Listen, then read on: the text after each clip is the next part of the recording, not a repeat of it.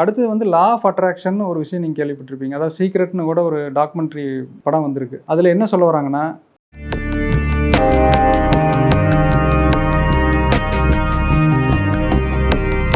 அதாவது இப்போ Ho'oponopono, I am sorry, please forgive me, thank you, I love you, இந்த 4 வார்த்தைகள் சொன்னால் நமக்குள்ள இருக்கிற எதிர்மறை எண்ணங்கள் ரிமூவ் ஆகிறத நம்ம புரிஞ்சுக்கிட்டோம். அட்ராக்ஷன், லா ஆஃப் அட்ராக்ஷன், அட்ராக்ஷன்னா ஒரு காந்தத்தை வச்சோம்னா அது எல்லாத்தையும் ஈர்க்குது இல்லைங்களா?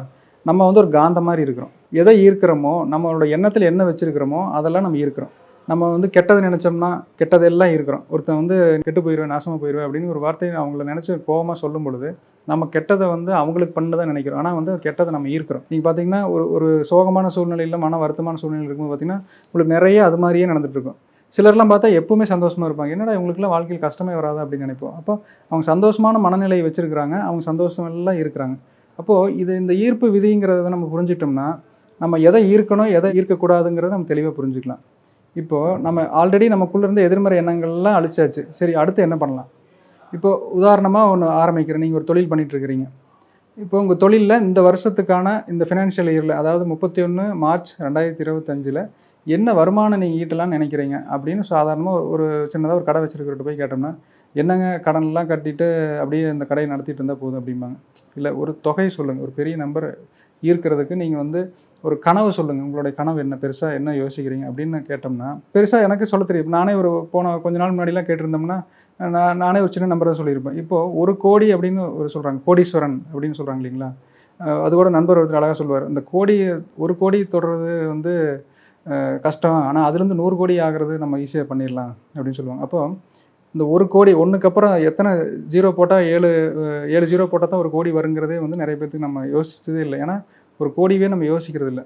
நீங்கள் 1 கோடி சம்பாரிச்சிருப்பீங்க, சம்பாதிக்கலான்னு இருக்கிறீங்க அப்படின்னு ஒரு கனவு நம்ம வைக்க சொன்னோம்னா, அது எப்படிங்க என்னால் முடியாதே, இப்போ இப்படி இருக்குதுங்க, இவ்வளவுதான் வருமானம், நான் 10 வருஷமாக பண்ணிட்டு இருக்கிறேன், இதில் வந்து இவ்வளோதான் வருமானம் பண்ண முடியுது, நான் எப்படி திடீர்னு 1 கோடி நம்ம நினைக்கிறது அப்படிங்கிறதுக்கான உங்களுக்குள்ளே இருந்த எதிர்மறை உணர்வுகளை நீங்கள் ஆல்ரெடி இந்த ஹோப்போனோபோனோ வச்சு அழிச்சதுக்கப்புறம், இப்போ நான் 1 கோடி சம்பாதிக்க போகிறேன் அப்படிங்கிறத நீங்கள் வந்து சம்பாதிக்க போகிறேன் அப்படின்னு நினைக்கும் பொழுது உள்ளுக்குள்ளே ஒரு கேள்வி வரும், எப்படா உன்னால் முடியும் அப்படின்னு நமக்குள்ளேயே சந்தேகமான ஒரு கேள்வி வரும். அதனால் என்னென்னா, லா ஆஃப் அட்ராக்ஷன் எப்படி நம்ம பயன்படுத்தணும்னா, இன்றைக்கி தான் மார்ச் 31, 2025. இப்போது உங்கள் அக்கௌண்ட் பேலன்ஸ் செக் பண்ணுறீங்க. 170 போட்டு, அதாவது 1 கோடிங்கிற நம்பர் உங்கள் அக்கௌண்ட்டில் தெரியுது அப்படிங்கிறத நீங்கள் பார்க்குறீங்க. அப்போது எதையுமே நிகழ்காலத்துக்கு கொண்டு வந்து பார்க்கும்பொழுது மனம் வந்து அது சந்தேகப்பட்டு கேள்வி கேட்குறதில்ல. அது நடந்தால் நல்லா தான் இருக்குது, இது பார்க்கும்போது நல்லா தானே இருக்குது அப்படின்னு சொல்லி உங்களுக்குள்ள ஒரு மகிழ்ச்சியான உணர்வு ஒன்று வருதுங்க. அப்போ அந்த எண்ணம், 1 கோடிங்கிறது ஒரு எண்ணம், அது ஒரு விதை. அந்த விதையை மண்ணுக்குள்ளே போட்டிங்க. அதில் வந்து மகிழ்ச்சிங்கிற தண்ணியை வந்து அது மேலே ஊற்றுறீங்க. இப்போது அந்த விதை போட்டாச்சு, அது மேலே தண்ணி ஊற்றியாச்சு. அது வந்து என்ன ஆகுதுன்னா, நீங்கள் அந்த மகிழ்ச்சியான உணர்வோடு அந்த எண்ணம் சேரும் பொழுது அது ஆழ்மன பதிவாக மாறிடுதுங்க. சும்மா யோசிச்சோம்னா 1 கோடி சம்பாதிக்கலாம்னு யோசிச்சு, ஆமாம் ஒருத்தர் மோட்டிவேஷனுக்கு பேசினாரு, நானும் 1 கோடி சம்பாதிக்கணும்னு சொல்லிட்டு வந்துட்டேன், அப்படி இல்லை. நான் 1 கோடி சம்பாரிச்சிட்டேன் அப்படின்னு நினைக்கும் பொழுது மனம் வந்து நம்பிடுது. அது வந்து ஒரு மகிழ்ச்சி உணர்வு கூட சேரும் பொழுது அது ஆழ்மன பதிவாக மாறிங்க, ஒரு விதையாக விழுந்து அது அப்படியே மெதுவாக வளர ஆரம்பிக்கும். எப்படி வந்து ஒரு நெல் நட்டால் 3 மாதத்தில் பயிர் விளைவுக்கு வரும், அதே ஒரு மாங்கொட்டையை நம்ம வச்சோம்னா அது ஒரு 3 வருஷம் கழித்து தான் அது காய் பிடிக்கும். அப்போ நம்ம வைக்கிற கனவுகள் எல்லாமே வந்து கண்டிப்பாக விளைவுக்கு வந்தே தீரும். அட ஏங்க, நானும் தான் நினச்சேங்க, வாழ்க்கையில் நான் நினச்சாலும் இது வரைக்கும் நடக்கவே இல்லை அப்படின்னு சொல்கிறவங்களும் இருக்காங்க. அது ஏன் அப்படின்னு பார்த்தோம்னா, ஒரு விதையை நீங்கள் முளைக்க போட்டீங்க, அதை கொஞ்ச நாள் போய் முளைச்சிருச்சான்னு அழுங்காமல் மண்ணில் பறித்து பார்த்தோம்னா என்னாகும், அந்த முளைச்ச அந்த வேர் வந்து பட்டு போயிடும். இது வந்து சந்தேகம்ங்கிறது வந்து அந்த விதையை போட்ட விதையை பறித்து பார்க்குற மாதிரி. இந்த சந்தேக உணர்வு வர்றதுக்கு காரணம் நமக்குள்ளே இருக்கிற எதிர்மறை எண்ணம். நம்மளால் முடியாது, நமக்குள்ள அது நடக்காது, நம்மளால் சாத்தியம் இல்லை அப்படிங்கிறது தான். அப்போது நம்ம போட்ட விதையை வந்து அப்பப்போ நினைக்கும் பொழுது, நான் 1 கோடி சம்பாரிச்சிட்டேன்ப்பா, அதை அன்றைக்கி சொன்னார் அவர், எனக்கு என்னமோ சம்பாரிச்ச மாதிரியே தான் அந்த ஃபீலிங் ஆகுது, எனக்கிட்ட இருக்க மாதிரியே தான் எனக்கு உணர்வு வருது அப்படின்னு அதை நினைக்க அது மகிழ்ச்சி உணர்வு கூட்டங்க. அது மேலே நம்ம மேலும் மேலும் தண்ணி ஊற்றுற மாதிரி அது சீக்கிரமாக அந்த விதை வந்து முளைச்சி விளைவுக்கு வந்துடும். அப்போது நம்ம வந்து சந்தேகம் இல்லாமல் ஒரு விதையை நம்ம போட்டு வைக்கிறோம் அப்படிங்கிறத அந்த கனவுகள், அதாவது வந்து இந்த லா ஆஃப் அட்ராக்ஷனுடைய பேசிக்கான விஷயம். அப்போ எதாக இருந்தாலும், ஒரு உதாரணத்துக்கு ஒரு கார் வாங்கலாம்னு நினைக்கிறீங்க, என்ன கலர் அப்படிங்கிறத அந்த காரை நம்ம வாங்கிட்ட மாதிரியே தத்ரூபமாக வந்து அந்த காருக்குள்ளே உட்காந்துருக்கிறேன், அந்த காரை நான் ஓட்டிகிட்ருக்கேன். அப்போ இதில் ஒரு விஷயம் நுணுக்கமாக கவனித்து பார்த்தீங்கன்னா, கார் வாங்கினதுக்கப்புறமா சந்தோஷப்படக்கூடியது நம்ம உள்ளம், இப்போ வாங்கிட்டதாக நினச்சி சந்தோஷப்படக்கூடியது நம்ம உள்ளம் தான். அப்போ சந்தோஷங்கிறது நம்ம உள்ளத்தில் இருக்குது அப்படிங்கிறது தான் நம்ம அடிப்படையான விஷயம். அது வந்து இப்படி ஒரு பொருள், இவ்வளோ பெரிய ஒரு இரும்பு ஒரு கார் அப்படிங்கிற ஒரு பொருளை பார்த்தா தான் நான் சந்தோஷப்படுவேன், அது வரைக்கும் நான் பயங்கரமாக போராடி சம்பாரித்து வாங்குவேன் அப்படின்னா, அடுத்த 5 வருஷத்துக்கு நம்ம சந்தோஷப்படக்கூடாதுன்னு ஒன்றும் இல்லை. இப்போ இந்த ஈர்ப்பு விதியை நீங்கள் பயன்படுத்த ஆரம்பிச்சிட்டிங்கன்னா, நீங்கள் இன்றைக்கே அதை அடைஞ்சிட்டேன் அப்படிங்கிற உணர்வுகள் வரும்பொழுது இன்னைக்குலேருந்தே நீங்கள் அது வாங்க வரைக்குமே சந்தோஷமாக இருப்பீங்க. அப்போ அந்த மகிழ்ச்சி உணர்வு சேர சேர சேர இன்றைக்கும் மகிழ்ச்சியாக இருப்பீங்க. அது வாங்கினதுக்கப்புறம் மகிழ்ச்சியாக இருப்பீங்க. அதே மாதிரி அந்த 1 கோடிங்கிற நம்பர் ஏன் 1க்கு அப்புறம் 7 ஜீரோ நம்ம அக்கௌண்ட்டுக்கு ஆட் ஆனால் தான் நம்ம மகிழ்ச்சியாக ஃபீல் பண்ணணும்னா, அது வரைக்கும் இல்லாத மாதிரியே கஷ்டப்படணும் மாதிரி ஃபீல் பண்ணணும் அப்படி இல்ல.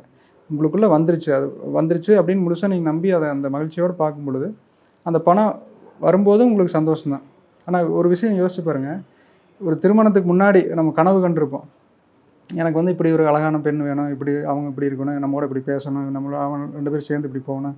அப்படிலாம் நம்ம கற்பனை பண்ணும்போது இருந்த மகிழ்ச்சி உணர்வு, பல நேரங்கள்ல வந்து திருமணத்துக்கு அப்புறம் பார்த்தோம்னா, என்னென்னமோ நினச்சிருந்தோம் அந்த மாதிரிலாம் இல்லையே அப்படிங்கிற ஒரு ஆதங்கங்கள்லாம் இருக்குது. அப்போ பாருங்களேன், நம்ம ஒரு கற்பனையாக ஒரு விஷயத்தை வெர்ச்சுவல் வேர்ல்டு நம்ம கிரியேட் பண்ணும்பொழுது அது மகிழ்ச்சி அதிகமாக இருக்குது. ஆனால் ரியல் வேர்ல்டு அப்படின்னு நம்ம பார்க்குறதுல வந்து மகிழ்ச்சி கம்மியாக இருக்குது. இப்போ நல்லா கவனித்து பார்த்தீங்கன்னா, நம்ம பார்க்குற இந்த ரியல் வேர்ல்டு அப்படிங்கிறது ரியல் கிடையாது. இது ஒரு மாயை அப்படிங்கிறாங்க. இதுதான் வந்து நீங்க இப்போ ஞானிகள்லாம் வந்து என்ன சொல்றாங்க, நீங்க பார்க்குறதெல்லாம் நிஜம் இல்ல, மாயை. அழிஞ்சு போகக்கூடிய தன்மையில் இருக்குது. ஏன்னா ஒண்ணு இருக்கிறது ஒண்ணு இல்லாம போகுது. அப்போ அது மாயை தானே. அப்போ எது நிஜம்னா, நமக்குள்ள இருக்கிற அந்த உலகம் தான், நினைவு உலகம் தான் நிஜமான உலகமா இருக்குது. இப்போ நம்மளுடைய எண்ணங்கள் வந்து நம்ம வெளியில போய் வெளியிலேயே விட்டுட்டுருக்குறோம். அதை வந்து நம்ம உடலை நோக்கி திருப்பி நம்ம உள்ளத்துக்குள்ளே கொண்டு வந்துட்டோம்னா, நம்ம நிஜமான உலகத்துக்குள்ளே போயிடுறோம். அதுக்குள்ளே வந்து அன்லிமிட்டெட் பொட்டன்ஷியல் இருக்குதுங்க. இப்போ அன்லிமிட்டெட் பொட்டன்ஷியலுக்கு ஒரு உதாரணம் சொல்கிறேன். ஒரு 2 வாரத்துக்கு முன்னாடி ஒரு நண்பருக்கு கால் பண்ணுறேன். இப்போதாங்க உங்களை நினச்சிட்டு இருந்தேன், நீங்கள் கால் பண்ணுறீங்க. அவர் எங்கே இருக்காரு? அமெரிக்காவில் இருக்காருங்க. அப்போ அமெரிக்காவில் இருக்கிறவங்கள நம்ம நினச்ச உடனே அவங்களுக்கு போய் அந்த எண்ணம் போய் தொடுது.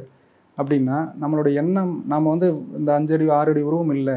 நம்மளுடைய எண்ணத்தளவில் பார்க்கும்போது நம்மளுடைய எண்ணங்கள் பிரபஞ்சம் ஃபுல்லாக விரிஞ்சிருக்குது அப்படிங்கிறத நம்ம உணர முடியுங்க. அப்போ அந்த அளவுக்கு நம்ம ஆற்றல் இருக்குது. சரி, இப்போ எண்ணங்கள் பொருட்களாக பரிணமிக்கிறது. இது இது ஒரு அடிப்படையான விஷயம். இப்போ நினச்சிட்டேன், காருன்னு நினச்சிட்டேன், இல்லை பணம்னு நினச்சிட்டா நடந்துருமா? அது எப்படி நினச்சா நடக்கும்? அப்படிங்கிற விஷயத்தினோட அடிப்படை என்னென்னா, நினச்சனோட விளைவில் தான் இந்த உலகமே உருவாயிருக்குதுங்க. இது நினச்சி பாருங்கள், பல லட்சம் பல கோடி வருஷத்துக்கு முன்னாடி எல்லாம் இருட்கோளமாக இருந்ததுலேருந்து எப்படி இதெல்லாம் உருவாச்சுன்னா, அந்த பேராற்றல் பேரறிவாக இருக்கிற அந்த இறைவனுடைய எண்ணத்திலிருந்து எல்லாமே உருவாயிருக்குது. ஒரு ஒரு பாறை உருவாக்கணும்னா அதுக்கான ரா மெட்டீரியல். இப்போ நீங்கள் சப்பாத்தி செய்கிறீங்கன்னா அது மாவு வச்சு தானே செய்ய முடியும். அப்போ அந்த மாதிரி இந்த பிரபஞ்சம் இவ்வளோ பிரம்மாண்டமான உலகங்கள்லாம் எங்கேருந்து எந்த ஒரு மூலப்பொருள்லேருந்து உருவாயிருக்கும் அப்படின்னு நீங்கள் சிந்திச்சு பார்த்தீங்கன்னா, அது எண்ணத்திலிருந்து உருவாயிருக்குது. அதுதான் எண்ணங்கள் பொருட்களாக பரிணமிக்கிறது. ஒரு எண்ணத்திலிருந்து எல்லாமே உருவாகுது அப்படிங்கிறத நம்ம வந்து புரிஞ்சுக்கணுங்க. அப்போ ஏன் நம்ம நினச்சா எதுவும் நடக்காமல் போயிடும்? என்ன நினச்சாலும் நடக்குங்க. உதாரணத்துக்கு நீங்கள் கண்ணாடி போட்டிருக்கிறீங்க. கண்ணாடி வந்து என் கண்ணுக்கு வந்து தானே சரி பண்ணிக்கக்கூடிய உடம்புல ஆற்றல் இருக்குது அப்படின்னு நினச்சி என் கண் தானே சரியாயிரும்னு நீங்கள் முழுசாக நீங்கள் நம்புனீங்கன்னா, கொஞ்ச நாளில் சில மாதங்களில் பார்த்தீங்கன்னா, நீங்கள் கண்ணு போய் செக் பண்ணிங்கன்னா கண்ணில் பவர் நார்மலாக இருக்கும். எதை வேணாலும் நம்ம உடம்புல வந்து இந்த எண்ணங்கள்னால தான் அந்த உடம்பு எல்லாமே உருவாயிருக்குது.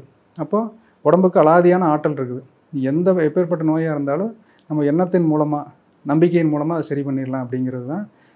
நீங்கள் அந்த சீக்ரெட் படம் பார்த்தீங்கன்னா அதில் அழகாக சொல்லியிருப்பாங்க. ஒருத்தர் வந்து தனி விமானத்தில் போய் கீழே விழுந்து கம்ப்ளீட்டாக கொலாப்ஸ் ஆகிடுறாரு. அவரோட முதுகெலும்பெல்லாம் அடிபட்டு அவரால் சாப்பிட முடியல, வாய் வழியாக டியூப் போட்டிருக்கிறாங்க. அவருக்கு வந்து எண்ணம் மட்டும்தான் இருக்குது. அவர் விஷுவலைஸ் பண்ணுறாரு, காட்சிப்படுத்தி பார்க்குறாரு. தான் எந்திரிச்சு நடந்து போகிற மாதிரி பார்க்குறாரு. இந்த வரக்கூடிய கிறிஸ்மஸ்லேருந்து நான் எந்திரிச்சு நடப்பேன் அப்படின்னு சொல்லி அவர் யோசிக்கிறாரு. அதே மாதிரி பார்த்தீங்கன்னா, அவ்வளோ முடியாமல் இருந்த ஒரு டாக்டர்லாம் வந்து நம்பிக்கையை இழந்துட்டாங்க. இது வந்து இனிமேல் இவரோட வாழ்க்கை இப்படி தான் போக போகுது அப்படின்னு சொன்னவர் எந்திரிச்சு நடக்கிறாரு. எப்படின்னா அவரோட எண்ணத்தினுடைய ஆற்றல்னால. அப்போ எது நினச்சாலும் நம்மளால் சாதிக்க முடியும் அப்படிங்கிறது வந்து நம்ம இந்த லா ஆஃப் அட்ராக்ஷனையும் இந்த ஹோப்பனோபோனோ 2யும் சேர்த்து பயன்படுத்தும் பொழுதுங்க, கண்டிப்பாக அது செயலுக்கு நடந்தே தீரும்.